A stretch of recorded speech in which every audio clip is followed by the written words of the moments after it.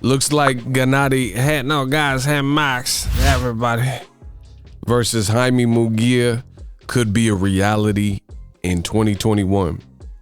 What up, Fight World? It's your boy Ego, and I'm back with some more boxing. Make sure you smash the like button. Also subscribe to the channel for the latest and greatest in boxing.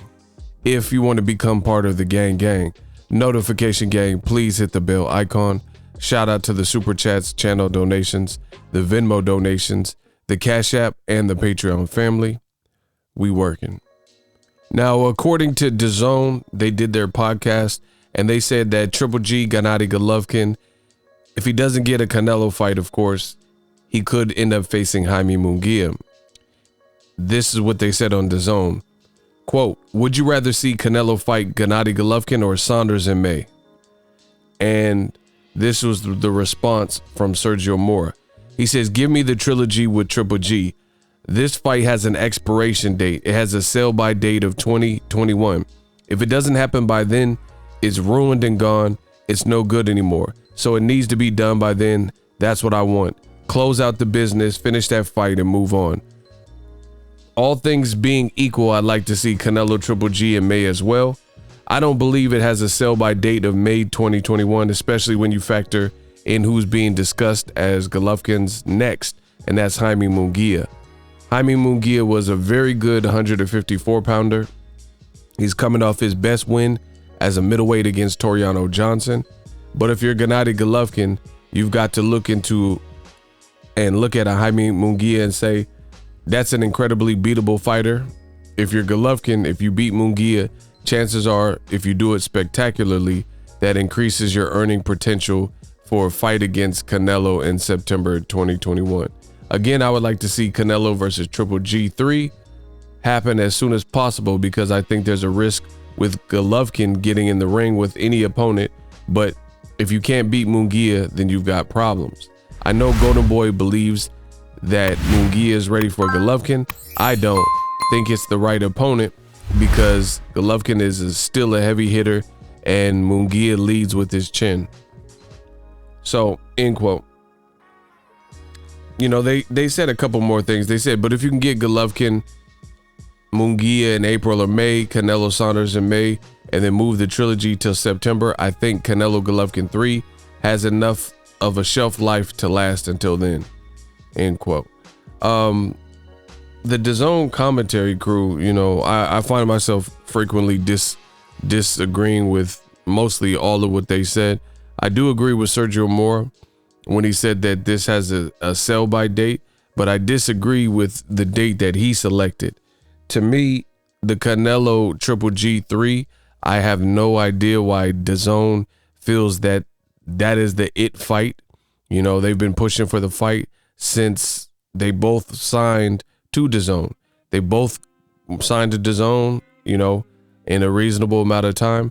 People thought that would be an easy fight to facilitate, much like when Eddie Hearn started working with Amir Khan, and at the time he had Kell Brook. So it seemed like a no-brainer that Amir Khan and Kell Brook would fight, but that's not what would happen. They even were at a fight next to each other. There was back and forth interviews and banter over the last several years, but to this day we have not seen Kell Brook and Amir Khan fight. But meanwhile, both of them have fought Terrence Crawford. Ain't that something? Boxing continues to get it wrong. How is Amir Khan getting knocked out brutally by Canelo, and within a few fights he's fighting someone as good as Terrence Crawford on pay-per-view, and the same with Kell Brook. You know, he had a couple of fights removed from the Golovkin beatdown and loss, and also Errol Spence beatdown in Sheffield, and then he takes like 3 real tune-up style fights, and then he comes back and, you know, gets a Terrence Crawford cash-out fight. So boxing frequently gets it wrong. If I'm being honest, they constantly get it wrong where fights that should have happened don't happen. Brandon Rios, Victor Ortiz, Mikey Garcia versus Yuriorkis Gamboa, and the list goes on and on and on and on. So I think this is the case here with Canelo and Golovkin 3. I just don't see much of a interest level there for that particular fight. I talk to boxing fans. I have popular platforms. Dazn seems to be like the one that makes this, but to me, I think that's relatively an easy fight for Canelo. Put it this way, the fight is predictable. If in 2017 or whenever they first fought, I went to that fight, Canelo Golovkin, I covered that as media for you guys on the channel. If Golovkin couldn't get a fair shake and couldn't get the nod then he came back and lost, and then he since looked bad and, you know, looks different under Jonathan Banks' tutelage and training, you know, the styles. He hasn't put on no performances like some of his better performances with Abel Sanchez. You know, he just don't look the same. And right now he's 38 years old. By May and September, he will definitely be 39 years old. So he doesn't have the type of style where it usually calls for longevity in the sport. You know, Golovkin, rumor has it, nobody had dropped him. Nobody had been able to stop him in 350 amateur fights and all his sparring sessions. But it looked like that was the case when he fought Sergey Derevyanchenko. So somebody's lying or something's up.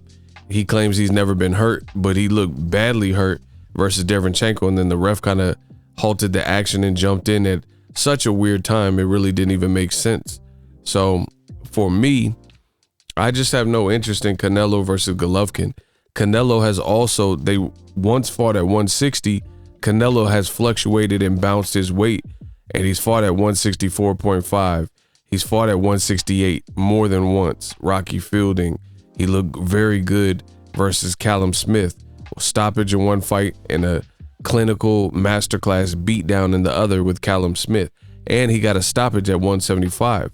With all these things considered, who really believes that how Golovkin's looked, even versus a non-puncher in Kamil Sesmeta, it looked like it took several rounds for him to get, like, he's gotten out guys that I think are better than Sesmeta with more power, like Daniel Gill or anybody, Matthew Macklin, Rubio, you know, some solid guys, like okay, at least guys that had some names on their resume, and they have fought. Like Matthew Macklin fought against Sergio Martinez at least, even though he lost that fight too. But what I'm saying is they had experience. And Golovkin got some of them guys, if not all of them that I just mentioned, out of there quick. But he's going several rounds with the likes of a Kamil Sesmeta, who has no firepower, who had no game plan. The only thing working to his advantage is he was tough and he was getting back up every time he got dropped. I think he got dropped in the first 2 rounds and then didn't get dropped in the third, got dropped again in the fourth or something like that. You know, it was just a hard fight to watch. Make sure you guys like, subscribe, and hit the bell icon as well. So, you know, I really have no interest in that particular fight. I feel like Canelo fights are starting to become predictable. That's why I think people want to see Canelo face a Charlo, Canelo face a David Benavidez, Caleb Plant, to see, you know, see the skill set match with somebody that we feel is in prime. You know, Triple G, it just, for lack of a better word, it's just not it. So I disagree with Dazn. I think the sell-by expiration date has already elapsed, and Dazn was foolish to sign both of them and not have gotten that fight made. They should have been certain that the fight was going to get made, you know, and had more of an understanding with Golden Boy as far as direction and things like that. But it all kind of came crumbling down, and now they're basically overpaying Canelo for whatever fight he wants to choose. And I just see his star power dwindling. As far as Triple G versus Munguia, you know, I'm not even mad at that. It's better than the Kamil Sesmeta fight. Munguia don't have no defense, but he is tough. He so far has been able to take a punch, and it'll be interesting to see if his inside game can give Triple G issue, because we've seen Derevyanchenko get on the inside, rough Triple G up, work the body, and I see Jaime Munguia throws some pretty hard shots, and he has some good combination punches. It's just he has a leaky defense. So one would wonder if Golovkin gets on his jab and stuff like that, would he even make it to the halfway mark? You know, with his having a defense, you can't. Some guys you just can't walk through their power. But I think if Jaime Munguia can make it rough, come to Golovkin, get off first, rip some of those body shots and uppercuts, stuff like that. At this point, you know, Golovkin looked like he was getting tired versus Camille says meta. So we may never get the Canelo Triple G, because if he loses to Jaime Munguia, then that's over. You know, Canelo might try to fight Jaime Munguia or something like that. 2020 was a wild year. It's almost over. So we'll see what 2021 has in store. But I'm not really interested in Canelo versus Triple G. They both should go their separate ways. Canelo, he looks fresher. Fight the Benavidez's of the world, the Bivos, the Zurdos, the Caleb Plants, Jamal Charlo, Demetrius Andrade. And then Golovkin can fight Demetrius Andrade, guys like that. Jaime Munguia, Charlo, you know, guys who are still trying to add names to their resume. But to me, the Canelo Triple G fight is dead. I just really have no real interest in that fight. Like, I don't get excited when I think of that fight. We've already watched it for 24 rounds, and Canelo's extremely hard to stop. Nobody's been able to stop him or really drop him, and he hasn't really been rocked too crazy since Triple G's first fight years ago, or Jose Miguel Cotto, you know, fights like that. I think Alfonso Gomez even hurt him, but, you know, that's just nitpicking and stuff like that. So, I don't know. I just don't want to see it. Use my link, ESPN Plus. It does help the channel when you guys click on that. ESPN Plus is $5.99 a month. Click on that link. You can also get the bundle that includes ESPN Plus, Hulu, and Disney Plus. It's $12.99. A lot of great shows on those 3 apps. Use my link, and it does help the channel build and continue to grow. Let me know what you guys think. Golovkin versus Jaime Munguia. They're trying to make that some kind of precursor to Canelo fight. The other thing is, I don't feel, even if Triple G beats Jaime Munguia, I don't think his stock really rises with Canelo. Canelo's a discerned A-side. Jaime Munguia literally just got to the division, and he fought Spike O'Sullivan and Toriano Johnson, and was arguably losing in spots. And then they had a freak nasty cut, and Jaime Munguia, you know, he fought Toriano Johnson, who pretty much couldn't continue because his lip was shredded and about to fall off. So kind of a untraditional, non-traditional ending for that particular fight. So, you know, I don't think that really, even though the DAZN commentary people, they're trying to make it sound like that gives Golovkin some type of leeway or leverage. I don't see that one bit.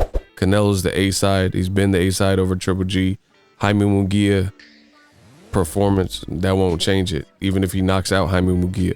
Munguia is a 54-pounder who just came up. He ain't fought Andrade or something, you know? So it is what it is. Let me know what you guys think. Drop your thoughts in the comment section. As always, hate, comment, and subscribe. Till next video is Ego, signing off. So if you enjoyed this video and want more content like this on the channel, you can show your appreciation by going to the PayPal donate button or the YouTube support button, and you can donate any amount that you feel is equivalent to the value of this video. Much more to come. Thank you guys for your support. Boxing Ego, the future of boxing.